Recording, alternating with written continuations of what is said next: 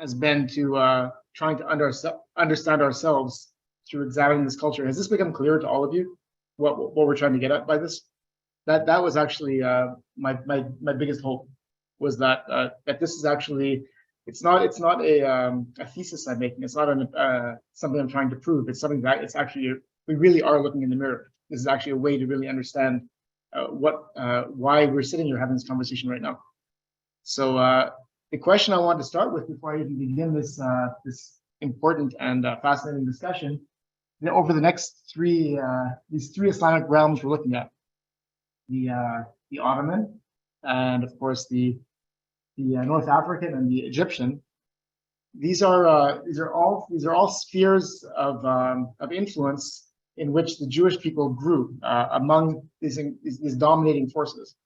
And I was actually aware that an alternate title could have been becoming indispensable. Because who are we as Jews in all these different worlds, as such a tiny minority? How could we actually function? How could we actually become important? How could we become relevant? And the only way we could do it with all of these factors that were against us, we were not belonging to the dominating religion. We were not popular. Frequently, we were almost treated with suspicion, sometimes even loathing. And yet somehow in every single one of these civilizations, we became indispensable. And the reverse is also true on our own psyche, on the Jewish psyche.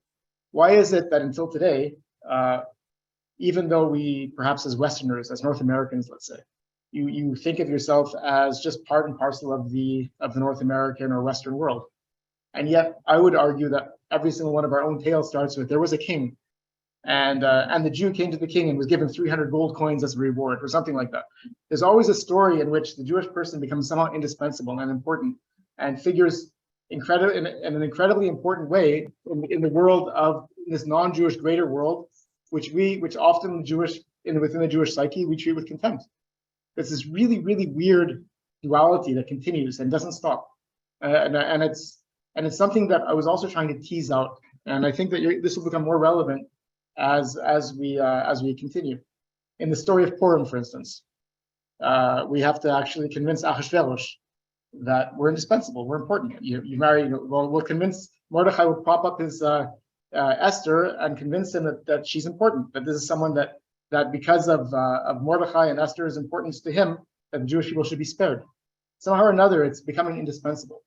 And in all of these worlds in which we acculturated, in which we took often the philosophies, the sciences, rose to become Rambam, the best of the doctors, the greatest of the merchants, the ones who were the multilingual ones, the literate ones. I'm actually not doing the usual thing in which we extol the virtues of the Jews. I'm not doing that. I'm actually going the opposite way. I'm saying, how do we this is a survival tactic, and we survived and we thrived. And it's and this is part of what I wanted to get at in this search. Slide 2. Here we go. So over the next couple of weeks, we're going to look at these different empires, and we're going to examine the roles of the Jewish people within these empires. So in the case of Arabia, we've already looked at this together. Were most of you present for those online lectures? So I don't have to get too deep into it today. In the case of but they were Arabs. There was within the Arab world a remarkable person. It created a new type of philosophy, a new way of thinking that brought a pagan people who were patriarchal and aggressive warriors, and made them all realize that they're and incredibly suspicious of each other, and he unified them under one flag, the flag of Islam. Islam just means surrender to one God. No matter who you think you are, how important you are, we're all the same under God. And this was so powerful that within 100 years, the Arab world became controlled from 100 years from Muhammad's birth, from his first revelation, controlled the entire world from the Himalayas to the Rock of Gibraltar. So it's a remarkable feat. And the next one we're going to look at, the Ottomans, so the Arab world spreads, the Arab people, but it's not just Arab, is it? When we speak about Jews, we're speaking about a religion and a culture. We're speaking about Islam. It started off as a religion and a culture, the Arabs and Islam, suddenly Islam took over. It was no longer about being Arab anymore. And the next people came along, the Ottomans, who were just a Turkic, nomadic people that had nothing to do with Arabs, no genetic shared lineage, and they became the next powerful empire that ruled for hundreds and hundreds of years. And the other empire we're going to look at, Andalusia, Spain, the Islamic and the Christian world, that is also very closely allied with the North African. They in turn further acculturated. And in all of these worlds, as we're going to see, and as you probably know, the Jewish figure, the Jewish character, the Jewish minority grew, flourished, and contributed. And then over the few next sessions, we're going to see how these ramifications continue to reverberate, even here in our supposed democratic, liberal Western world. Among us, I'm speaking this time in the sense of among the Jewish people. And of course, it would not be a lesson with me if we don't have an Arabic expression. So today's is, and now I get to hear you in person. The expression today is al-haraka. Everyone say baraka. Al-haraka baraka. Beautiful.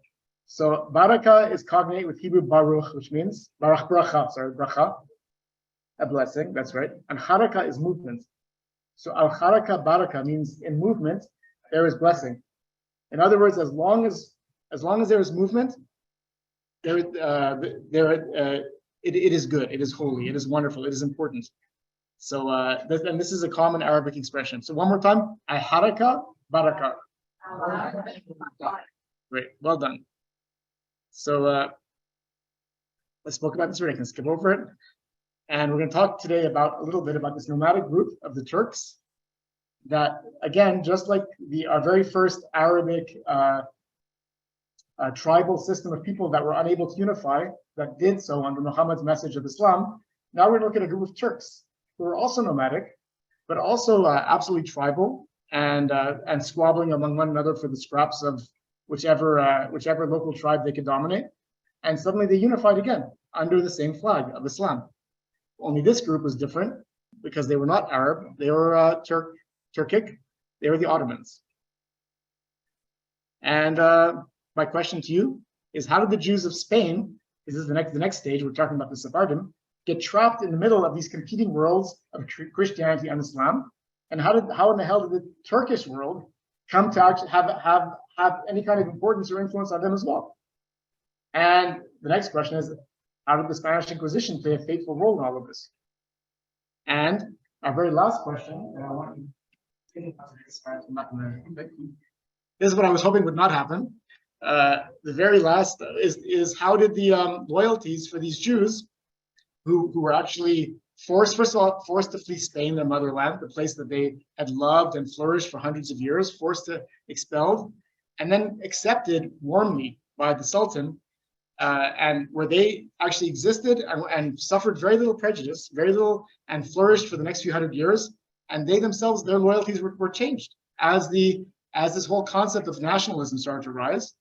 And questions like when among the Mandate Palestine, when they created the state of Israel, and the Ottomans said, "Are you going to be loyal to us? We've always treated you well. Or are you going to leave us and go with the British, who are always pretty damn horrible to you, and try and create this new idea of Zionism?" And they had the same question they were faced with in Greece, which we're going to look at today too. In Greece, the Greek government, there was this war against the Ottomans. Who are the Jews of Greece going to ally themselves with? Among the Ottomans, who always treated them well, versus this new nation state that's arising. And this was a question that Jews had to deal with. Sometimes they made the correct choice in terms of how the chips fell at the end. Sometimes they didn't. So part one, let's look at really quickly. I'm going to go through this fast. The rise of the Ottoman Empire. It's something that many of you might know already, so I'll try and just go through the bare bones. So forgive me if I rush through the slides. You have basically this is the Ottoman Empire, the brown representing the very beginning of the 1300s, and you can just see how it grows and grows and grows. The same as I showed you in the map of Islam. And so I asked you these questions already. Just going to show you basically. We're looking at Istanbul. This is at one of its greatest heights, under Solomon the Magnificent, and a very small timeline. Okay, at the very beginning in 1299, you have these Turkic nomads In 1402, Timur or Tamerlane invades Anatolia. And then you have the very fateful conquest of Constantinople. And then, of course, you have the victory of the Mamluks, conquest of Arab lands. In other words, now you're suddenly getting this push of the Ottomans now against the Arabs, the creators of Islam, and they're further dominating further. And then 1529, Suleiman goes all the way to Vienna. And then, of course, you have the collapse of the Ottoman Empire and the founding of Turkey. That's just we're going to look at this a little bit more in more detail. But at the very initial stages, the Ottomans were leaders of this Turkish tribe in Central Asia, and like any warlike tribe, they just enriched themselves by attacking and harrying this Byzantine state of the Christians that was just like the Ottomans would be a few hundred years later, was starting to fall apart, and ostensibly in the name of Islam. And of course, here you can see Osman was the name of, he's just the leader of the Ottomans, the very first leader. And you can see he's just surrounded by all these other little tribes. Everyone is fighting for some kind of influence and survival. He was the leader of one of the tribes, the Kai tribe, and he was the founder of the Ottoman dynasty. And these Ottomans became the Muslim rivals of Byzantium. Do you know what this means? Anybody? When the Roman Empire split into two, so they became this was Christendom at its greatest. You know, Constantine the Great founded and propped up the Roman Empire in the East, and and this was considered to be totally invulnerable. And yet the Ottomans they grew and they increased, and they started to slowly look at this prize of Constantinople, this bastion of Christendom, and they were able to take advantage of this decay of the Byzantine frontier defense system, and they continued to push. And I'm going to go through this quickly. It's not the most important part. The greatest ambition I wrote was taking Constantinople, of course. And I'm just going to move on a little bit more. We have the next Sultan, Murat, who increases the Ottomans a bit more. And they slowly but surely are chipping away at the Christian Empire. First in Anatolia, and then in Europe. And then I'm just going to go through this quickly, one by one. I really have a major point I want to get to, and I think we wasted enough time at the beginning. So the Ottoman state goes through various tenuous and steps as it rises in power, and there's this period of civil war, and under Murad II, the true Ottoman Empire starts to rise, and he retires. Murad's interesting, by the way. Unlike the other Ottomans, he's not interested in expanding. He's interested in creating a culture of what it means to be Ottoman.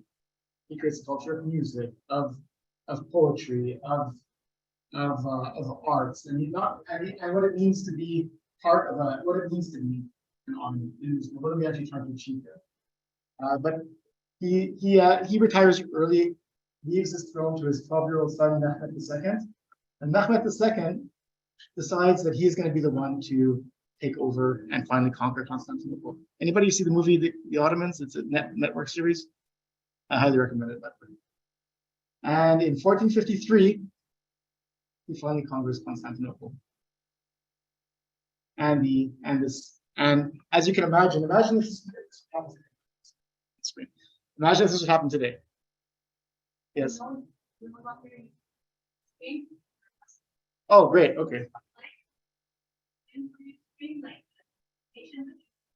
Okay, perfect. Great. So I'm much more comfortable. So I was going to say to you, imagine today when we worry about movements like Al-Qaeda, ISIS, all of these kind of boogeyman looking groups and stress. Imagine when this was the case for the Christian world. You never trained this Muslim rise and do so. The true Christian.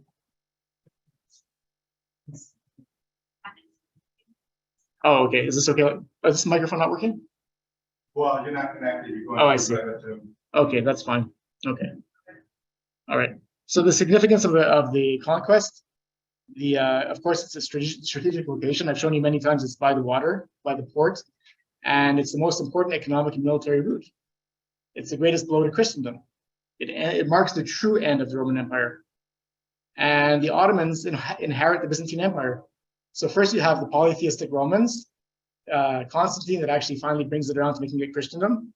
And now you have Mehmed II saying, I'm the new Caesar. I'm the Caesar of Rome. And this is a major change. How many of you know the Hagia Sophia? Have you been there, all of you? How many of you were there when it was a museum? Raise your hand. When were you there recently? How long ago were you there? 2014. So some of you said. So imagine this was the Hagia Sophia was the church. It was the central church for this.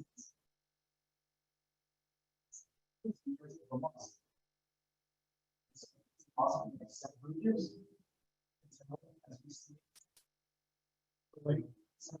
Back here. And when Ataturk takes it over, he says, I am going to strip away all of these religion altogether and create a Turkey that is secular. And this Hagia Sophia will now become a museum. And all of you that were here, unless you were there in the last 2 or 3 years, were there when it was a museum. Erdogan, about 4 years ago, turned it back into a mosque. And I was there with my Kivanim students 3 times already, since it's been a mosque. And all these beautiful areas, I'll betray my own feelings about the whole things that you could go anywhere when in this place, in this structure when it was a museum. You could see any part of it. There was an incredible display of that is no longer accessible because now it's a mosque. So our guide, who is a Muslim, her name is Noor, cries until the day when she takes us there. For her, this was the greatest tragedy that's been turned back into a mosque. But it doesn't matter our feelings about it. It's a fascinating transition. And how architecture and how a building, how what is a holy place, can go from one to another, become secular, absolutely have the holiness removed from it, and then have it suddenly transferred back onto it again. And this is a very important symbol for me for that reason. So despite his triumph, he's finally taken over Constantinople. Mehmed II finds a city that's devastated. It's ravaged. It's the Crusaders basically totally destroyed the place, several times looted it, broke down some of the major structures. And then, of course, the Black Death in 1347 killed off, I think, 1/3 of the population. So the city was depopulated, in shambles. Many of the others fled in fear. And so he's won this great prize, but how is he actually going to succeed in making this work? How is he going to create a new capital of the Ottoman world in which there are no people? Any ideas? Any guesses?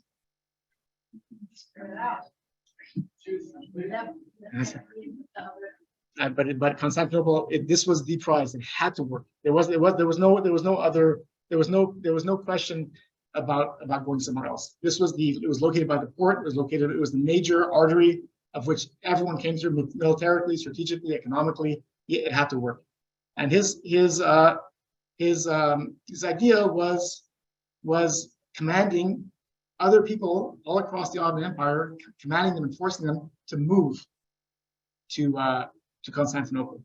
But not just, he cherry-picked.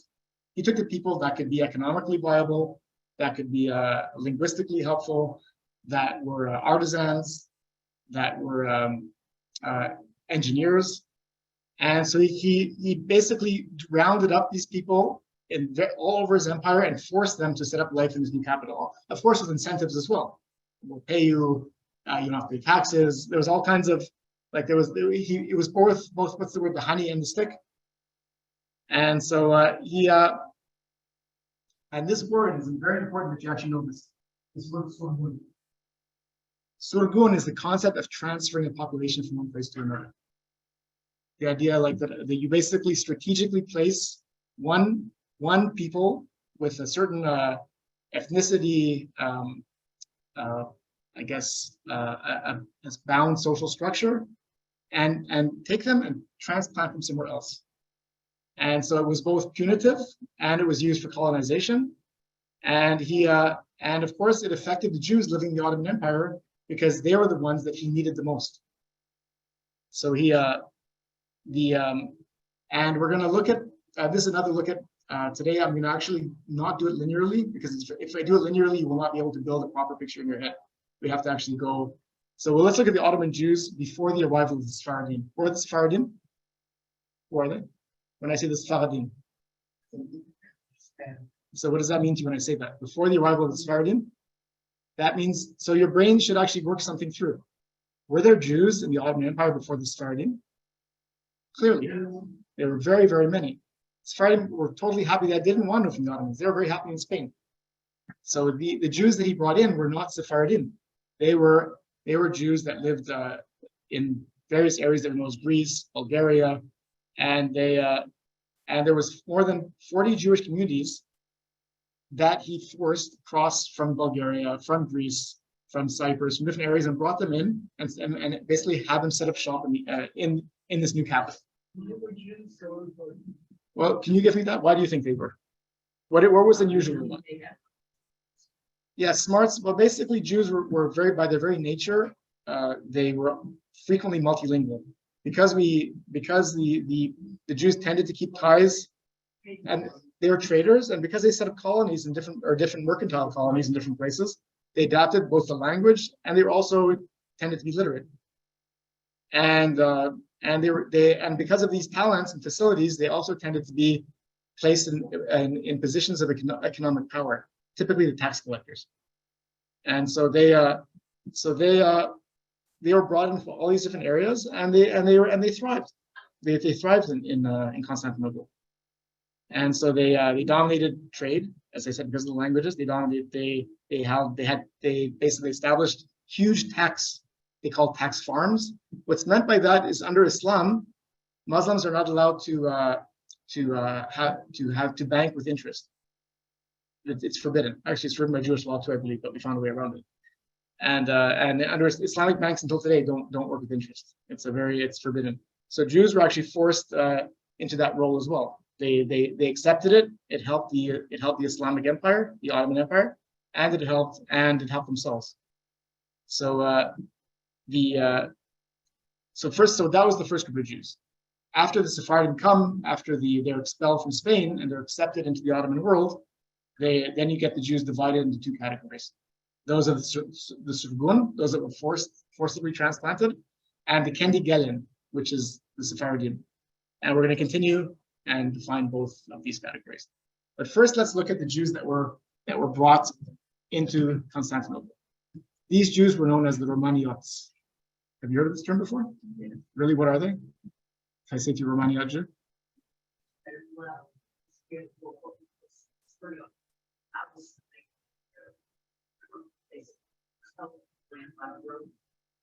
Okay. Anybody want to add to that? So yeah, you're that's partially part of the story.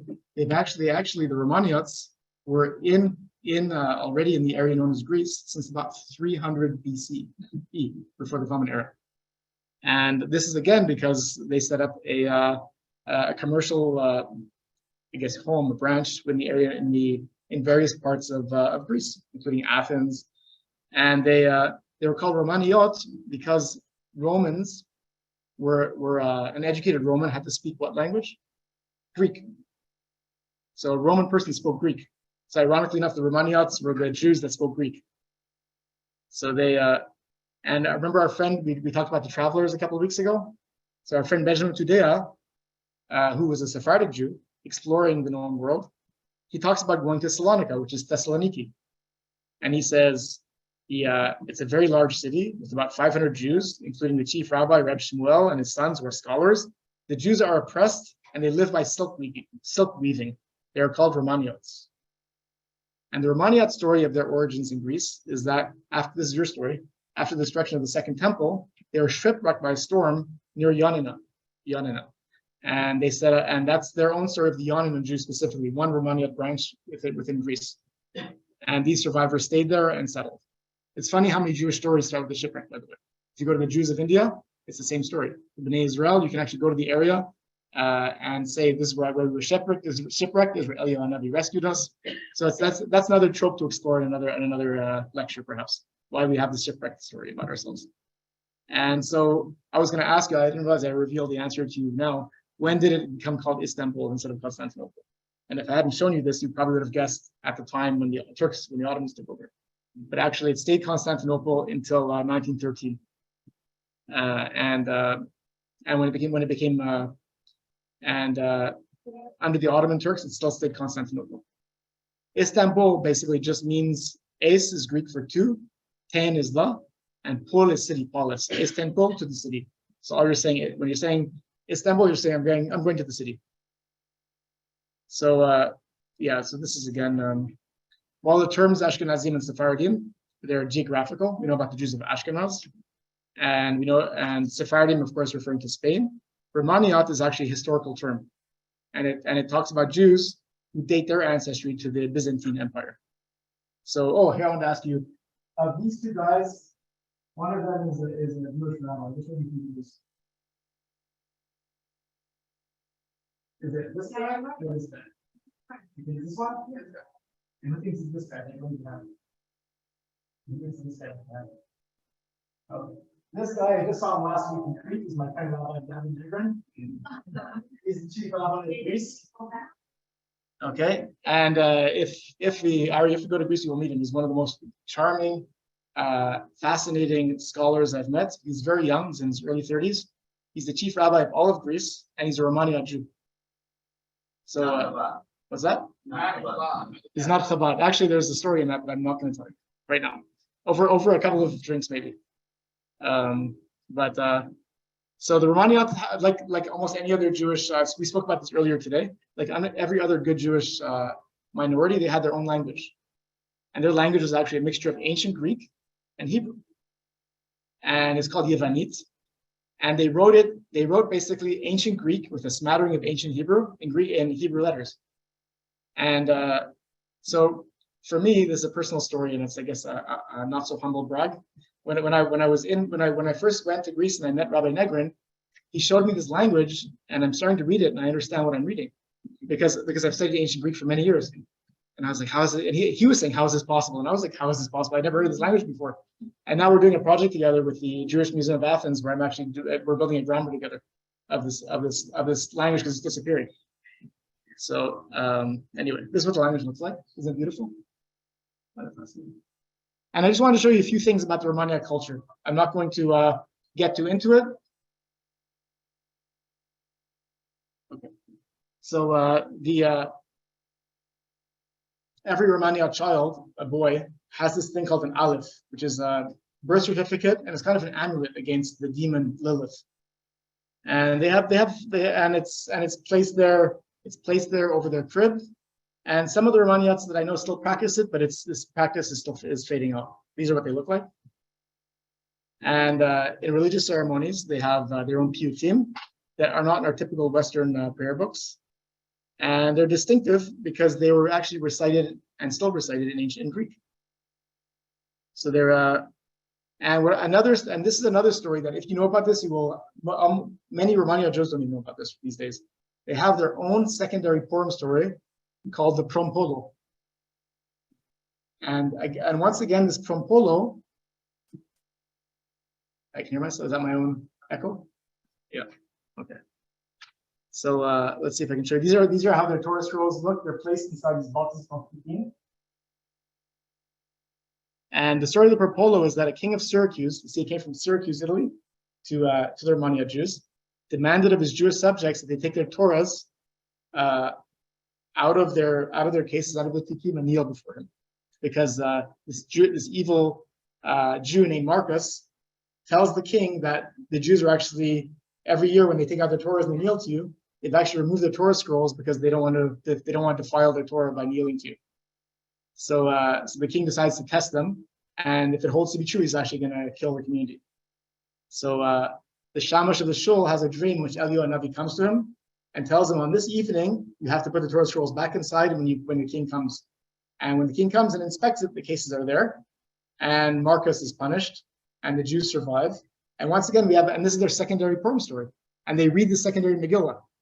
So once again, we have a case where the Jews survive thanks to a mixture of ingenuity and help from Eliyahu Hanavi. And and again, it's a story of us and the king. And I just wanted to actually throw that point out there. So this long period of Turkish influence left a very strong cultural impression on the Romaniots, as opposed to the Sephardim. So when you meet a Romaniot Jew, even until today, if they're of the older generation, their words, their surnames are often Hajj. And what's a Hajj, by the way? Anybody know? What's a Hajj? Yeah, which pilgrimage? Which pilgrimage? Which one? To Mecca. Thank you. But of the Jews of the Islamic world, the Hajj for them meant a pilgrimage to Jerusalem. And there's actually full scrolls just like that actually detail the journeys of Jews making their own pilgrimage to Jerusalem, visiting various sites and following a very similar set of customs that you see that the Muslims would follow when they did their Hajj in Mecca. So in other words, this is very strong acculturation.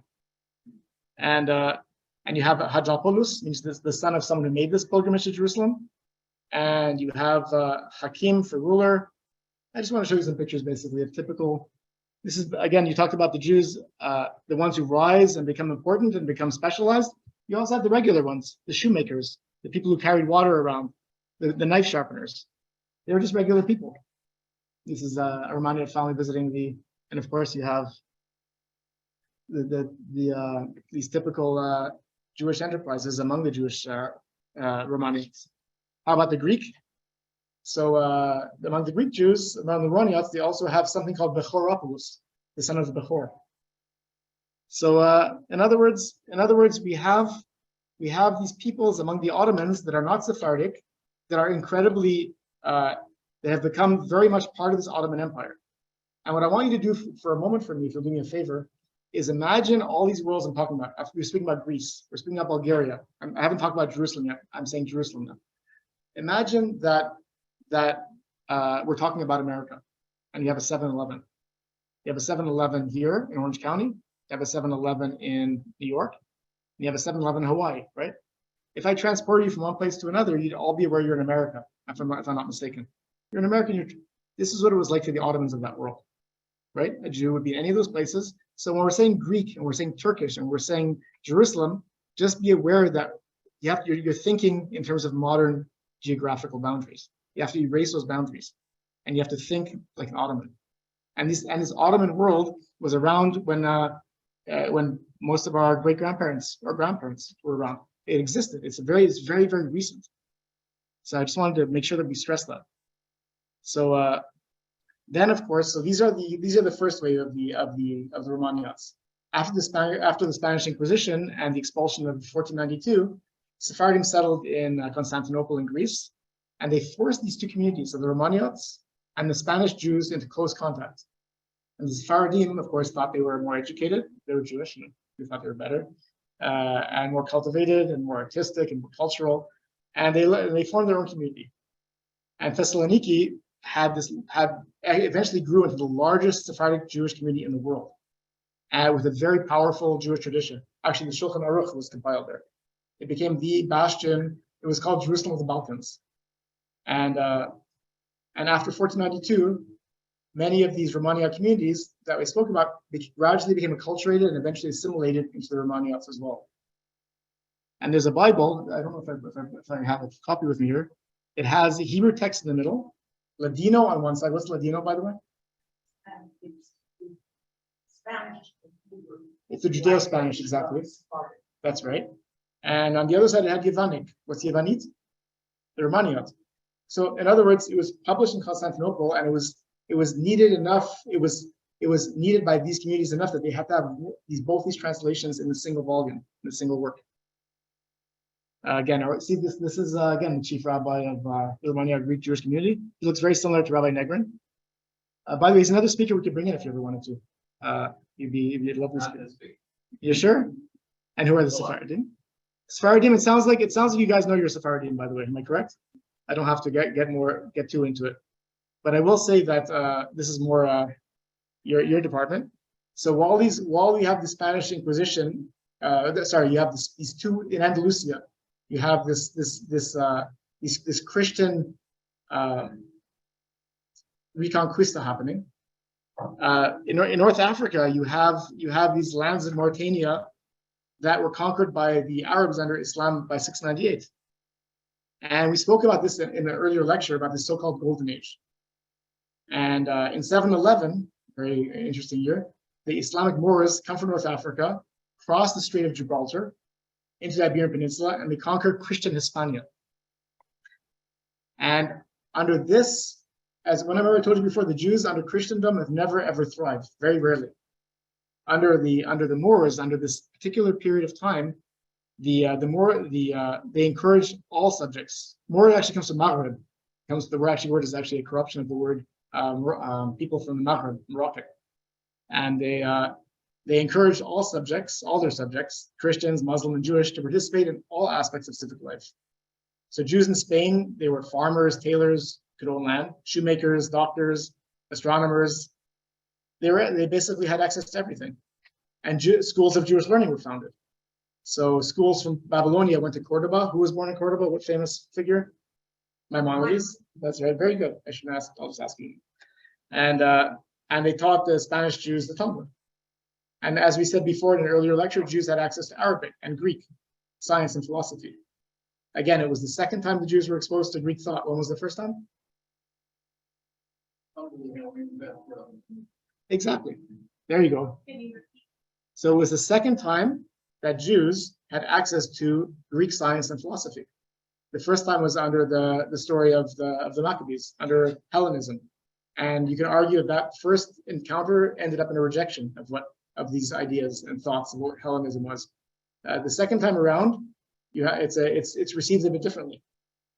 And so we have these great Jewish figures, Ibn Birol, Ibn Shaprut, and they emerged in this climate of relative tolerance. You want to be very, very careful about really calling it a golden age. Jews were still regarded as dhimmis. I taught you this term earlier, didn't I?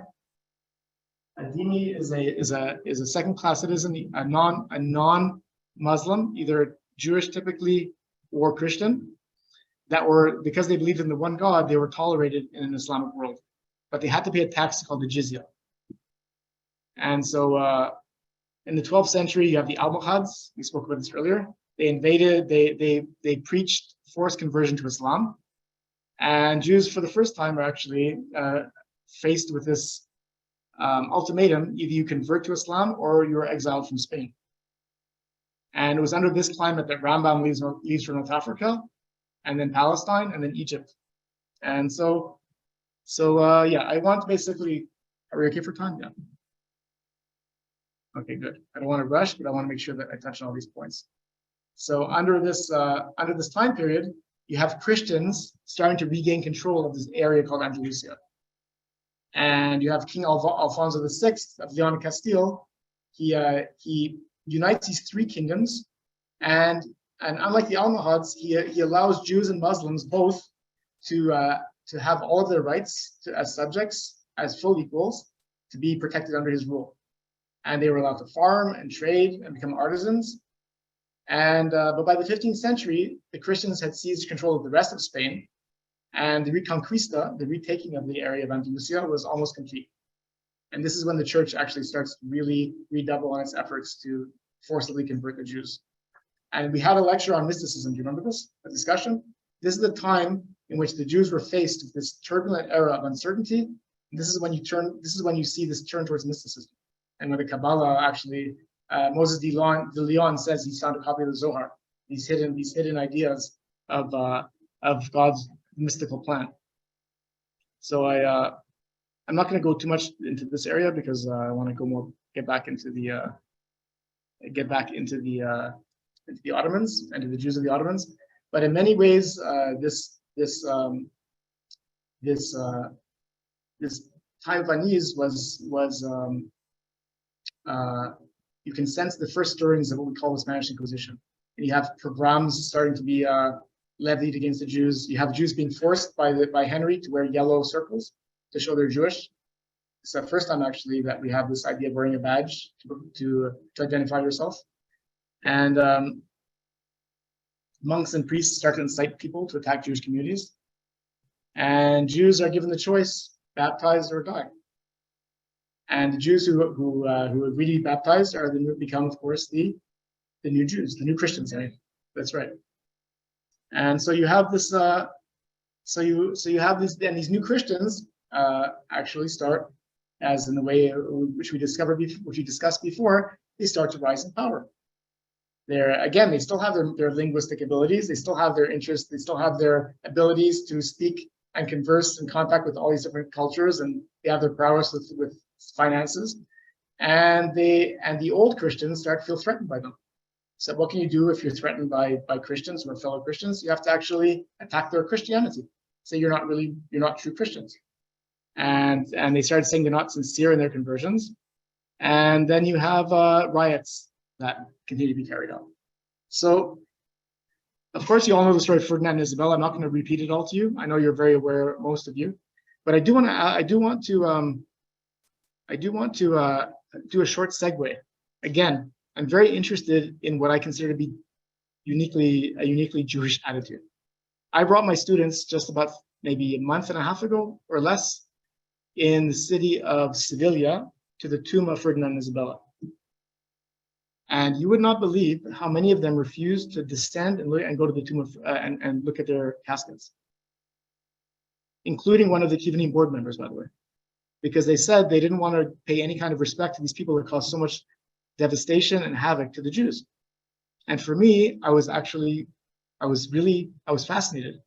said, really, like, this is something historical. It's amazing. It's something. Don't you want to actually just look and think about? You can be horrified while you're looking at it.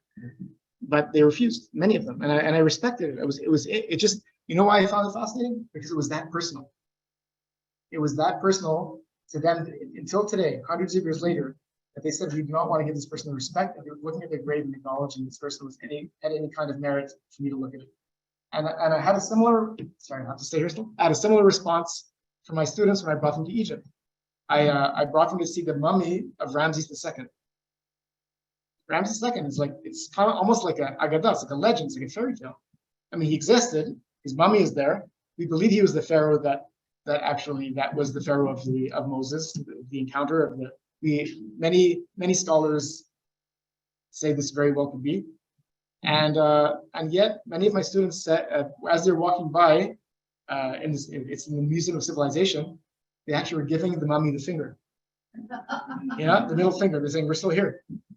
And I found that fascinating. Because it was so personal, and this attitude is very. It just shows to me that there's a very unique association. It reminds me of our conversation earlier today, where we were speaking about what is Jewish versus Israel. Remember, this idea of this is a personal story to me as a Jew.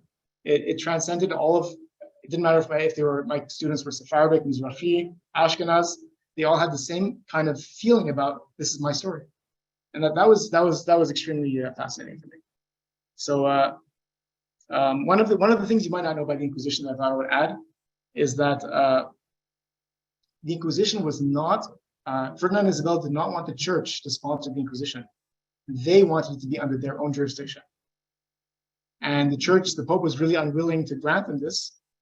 But how did Ferdinand and Isabella exert the pressure? They said, we will not help you in your fight against the Turks who are attacking you. So in other words, it all comes full circle. So the Pope reluctantly agrees to allow Ferdinand and Isabella to create their own Inquisition, their own church Inquisition, and Pope Sixtius the Fourth, he reluctantly publishes his papal decree, through which the monarchs are given exclusive authority to name the inquisitors. And of course, she names, what's the fellow's name that she exactly, who is he? Do you want to remember it? You want to say it? That's right there. Torquemada is named as the head of the Inquisition, and he was actually Isabella's personal confessor when she was a young girl. So in other words, she knew him personally. So it's again, he also came from a family of converted Jews as well, by the way. So it's kind of so I want to go back a few slides for a moment. Sextius was alarmed by the force of the Inquisition, that they were burning people alive, that they were that anybody could actually accuse anybody of being Jewish or a not a true convert.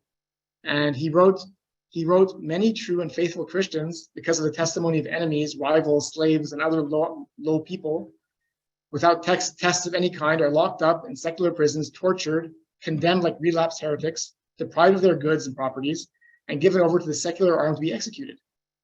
So he's alarmed, and eventually he's trying to regain control, and he promotes greater acceptance of the new Christians, but it doesn't matter. He is unsuccessful, and of course we know about the final decree of 1492, when 200,000 Jews are expelled and they leave Spain. Yes? Sorry, 5 minutes? Okay. So, by the way, I just want to give you one quote. Columbus, as he's about to sail off with his, to discover the New World, he looks out of his boats, and he writes in his journal, he sees the boats of the Jews leaving. And on his own boat, there were actually conversos. But he writes, in the same month in which their majesties issued the edict that all Jews should be driven out of the kingdom, he gave me the order to undertake with sufficient men my expedition of discovery to the Indies. So I told this story to one of my actually best friends in Montreal. He's a First Nations, I used to say Native American, indigenous fellow named Gehudesu. And I told him, I said, I was writing this out, and I was talking about it. He goes, yeah, David, this was a bad day for both of us. So it was kind of funny. The Ottoman reaction to the expulsion. Bayezid II says the Spain's loss is our gain. He welcomes the Jews. He's a pious sultan, but he also believes that this means that the dhimmi have a right to be protected and live. And he also recognizes, as did the earlier Ottomans, that this is going to be a gain for the Ottoman Empire. You're having all these incredible, well-trained professionals who have been just outcasts. He's going to welcome them warmly into his world. What's the word again for transfer? Sorgun. It's a great sorgun, and these Jews are not only accepted and valued, they're given a place to live in the Ottoman Empire, and often you'll see throughout the centuries that they go by, the Jews live very, very well among the Ottomans, and sometimes the Ottoman sultans complain. They say, why is it that these Jews are always yearning for Spain? And they're still yearning, and they have this longing, and yet they live so well among us. And I think in 1992 they celebrated 500 years of living a relatively stable, protected life under the Ottomans and then under Turkey. So it's they really were as good as their word. So I want to just move ahead now. I have a couple minutes left. Thessaloniki, I'll finish with Thessaloniki. So many immigrated to Thessalonica, and I want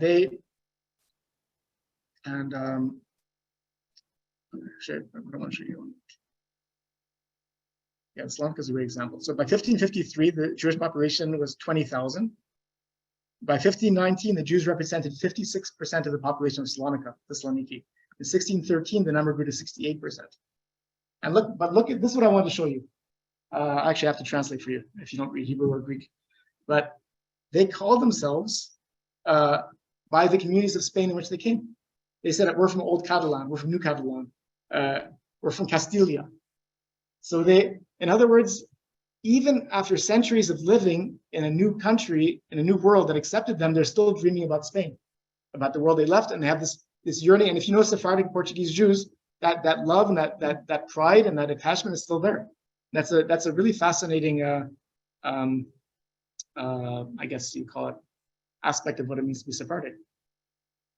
This is a beautiful song which I wanted to play for you. Should I play it now, or we don't have time? Do we have time? Can I play it and then show you the text, the words? Okay, one moment. Let's try this. Oh, I have to optimize sound, don't I? Is this working?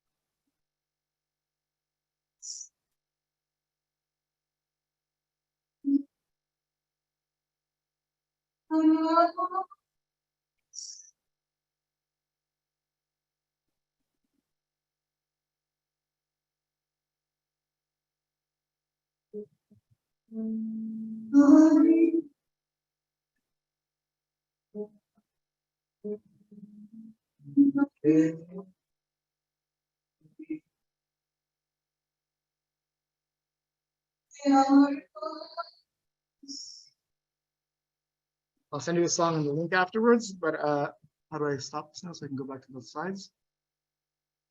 Let's see. How do I go back to the songs? Anybody know? Here. I have to stop share and share again, right? How do I stop sharing?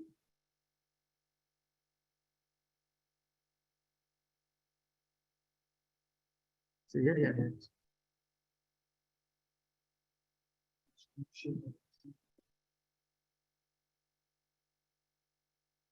Let's see. Okay, I'll do it this way, I guess. There you go. Hello, everybody. Screen. Is it back on? Okay, good.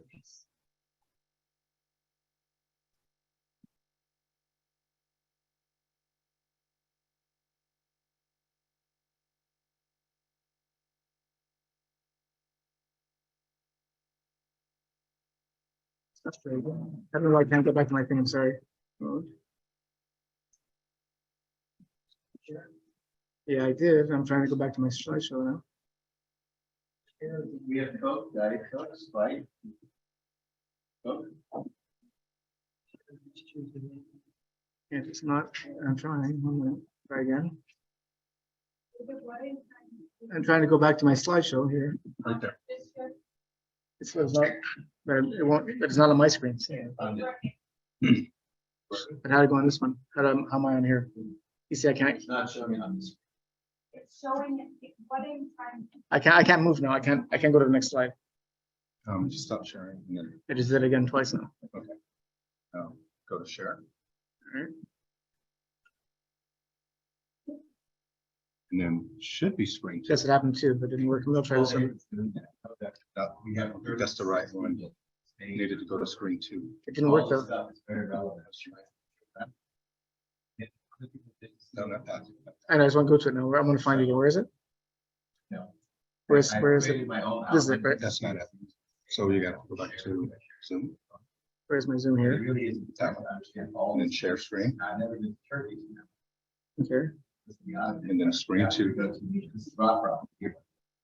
Now it's on. Right here. And now it's back, right? Well, that's your presentation. There should be 3 screens though. That's strange. I don't know what you clicked. That should have been. Yeah. Someone go, synagogue in New York City. Strange, no? Yes. Okay. I'll stop the share again. Where's the share again? You have your stop share That's not running. and then They just won't let me go back to what I was here. where it show click share for a moment. I've been doing it every time. I'm back up. One moment. Were you clicking this one or this one? I wasn't clicking this one. I was clicking this one before. This one. So I should do Try this it one. again. No, this one I do every. No, it'll do the same thing. Okay, so Yeah, I'll try this one. Is that working? I can't see it. Is that? That's why I prefer it, but just doing it spot like this. Yeah, we're seeing your screen now. You click slideshow. And on my arrow, no, it's not there.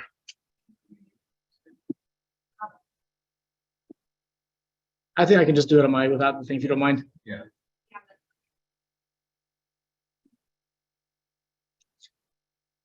Who's not seeing what? Can they see me at least? Yeah. Yeah, absolutely. Absolutely. That was exactly that's what I was hoping to do. You need to stay in front of it so they can hear you. That's right.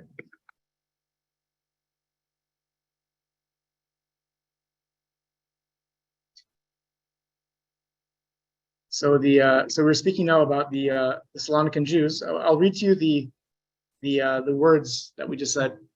So the song is called Adio Me Querida. When your mother delivered you and brought you to the world, she didn't give you a heart with which to love. And the chorus says, goodbye, my beloved. I don't want to live. You've made my life, you've made my life miserable. I'm going to look for another love. I'm going to knock on the doors of other ports, because in the hope that there's a true hope somewhere else, because for me you are dead. And this is kind of the national anthem of Sephardic Jews. If you start singing Adio to almost any Sephardic Jew, they'll know the words anywhere you go in the world.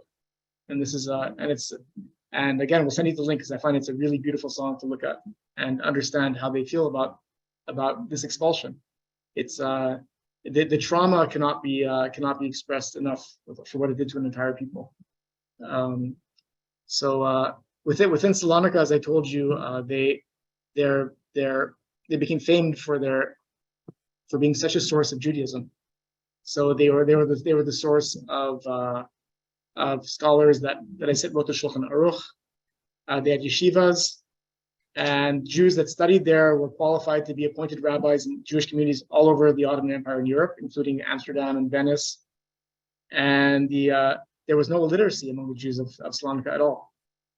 So they, unlike other major cities of the Ottoman Empire, they controlled all the trade in Salonika.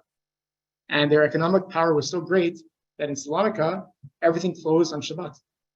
On Friday night and Saturday, the whole city was closed. And they traded with the rest. So in other words, this is under the Ottoman Empire. This is what you could do with the permission of the sultans to create your own world. It was called the Millet system. Every culture unto itself.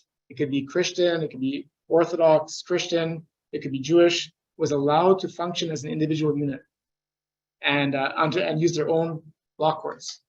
So in other words, in many ways, it would be as if the Beit Din of the Jews today, that would be the only thing that we would roll ourselves by, would be our own Jewish law code.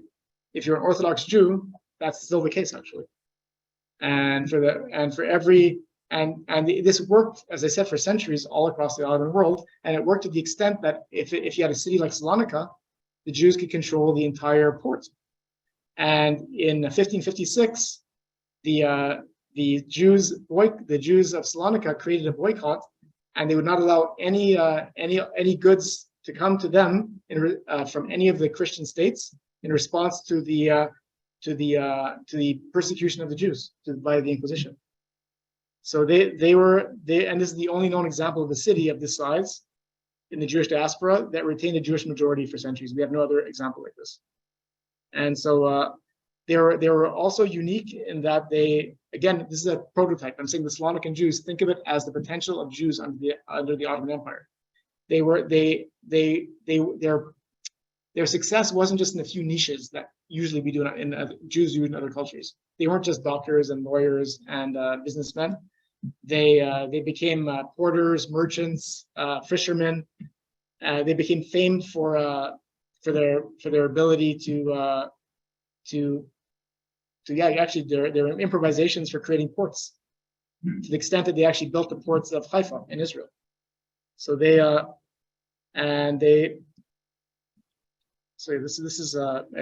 want to wrap it up with that, because by the way, Ataturk himself was born in Salonika. So in other words, this was a place of ideas, of culture that was the majority was Jewish, and this was the potential and the possibility of the Jews of the Ottoman Empire that we did not have in any other type of culture ever since. We'll look at other examples of similar situations, but nothing quite to this extent. So I think I'll wrap it up with that and take some questions now from those that have. Yes. I'm just going to ask. I can close mine actually. Yes. We have questions, Yes. but also from you guys. I hope. There are a couple of questions. Yes. One is if you can say how many Salonika Jews survived World War II, and what is the situation now? I think maybe that's going a little. That's going way beyond. Way beyond. It's not relevant, but I don't want to. I can't gloss Okay. over that question. Okay. 96% of the Jews in Salonika were killed Okay. in the Second World War. And we will send some links to things like that are. Yeah, further it was the on it was the in highest number of history. Jews killed under the Holocaust of almost any other place in the entire, in all of Europe, or anywhere where the Germans operated. And what was Ataturk's attitude towards He the was Jews? he was just he was a secularist. He didn't care if you did your job and were a productive member of society. That's all he cared about. There was actually one of the allegations that were actually leveled against Ataturk was that he was a Jew himself, because of his lenient attitudes. Or just if we have questions from the room, Yeah. please repeat. This was my hope actually, was to have you guys. Repeat the questions. That's right. Yeah, yes. So I'm confused by the statement that there became two type of Jews that were in the Ottoman Empire. There was Sephardic and there was the Romanians. Mhm. But there were a lot of Jews who were not Romania, but were indigenous to that area before them. As I understood, Romanians were from Greece. They were also in Bulgaria and anywhere of the Balkans, basically. But there are 40 different communities that Right. they pulled from, plus there were indigenous Jews throughout the other countries. So what were they called? Weren't they a large percentage of the Jews in the Ottoman Empire? Yeah, they were not. They were first of all, they were other Jews. They were also Ashkenazim as well, but they were never enough of a number to actually factor in as an identity that created any kind of pressure among the local communities that were growing. So if you were another Jew that happened to be the ones that actually created a difference were the Sephardim and the Romanians. Those are the ones that were influential, that created yeshivas, that created systems of learning, that had artisans, economists. Whereas among and so the other Ashkenazi Jews that came from or Jews that came from other communities, they basically either became assimilated and into